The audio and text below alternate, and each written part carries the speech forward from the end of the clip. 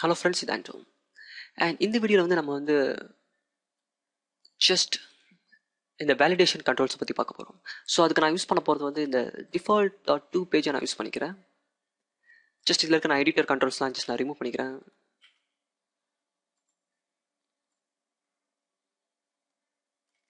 Okay. And இப்போ ஒரு text box இருக்குது அண்ட் ஒரு பட்டன் கண்ட்ரோல் இருக்குது. நம்மளுக்கு இதில் டூல் ஸ்கிரிப்ட் மேனேஜர் கூட தேவைப்படாது. ஓகே, இருந்தாலும் இருக்கட்டும், நோ ப்ராப்ளம். ஜஸ்ட் ரிமூவ் பண்ணிடலாம், தேவையில்லை.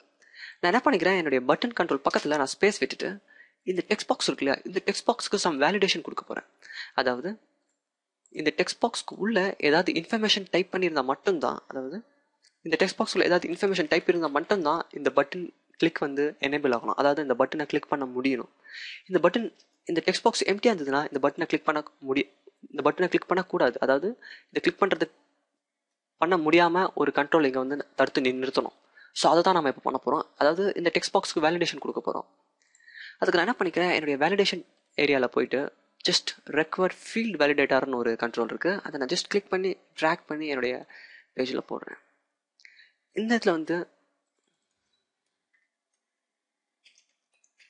வேல்யூ ரெக்வயர்ட், அப்படி இல்லாட்டி இந்த ஸ்டாரை வச்சுக்கலாம். ஓகே. அண்ட் இந்த வேலிடேட்டரை கிளிக் பண்ணிவிட்டு நீங்கள் ஜஸ்ட் இதுக்கு ஒரு கண்ட்ரோல் இருக்குது, டார்கெட் ஐடி கண்ட்ரோல் டு வேலிடேட்னு ஒரு ஆப்ஷன் இருக்குது பாருங்களேன். ஜஸ்ட் இதை செலக்ட் பண்ணுங்கள்.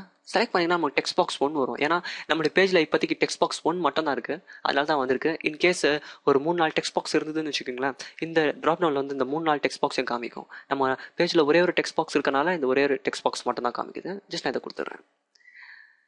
And set focus on error, இதையே நான் ட்ரூ பண்ணிக்கிறேன். அண்ட் சேவ் பண்ணிவிட்டு ரைட் கிளிக் பண்ணி வியூ இன் ப்ரௌசர்.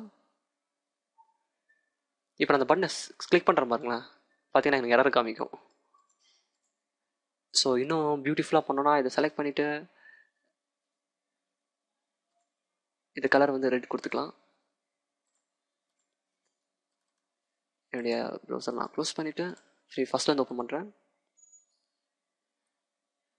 இப்போ இந்த பட்டனை கிளிக் பண்ணுறேன், பார்த்தீங்கன்னா எனக்கு இந்த எரர் வரும். அதுவே இந்த பட்டனை இந்த டெக்ஸ்ட் பாக்ஸில் நான் எதாவது டைப் பண்ணிவிட்டு இந்த பட்டனை கிளிக் பண்ணேன்னு வச்சுங்களேன், அந்த எரர் போயிடும்.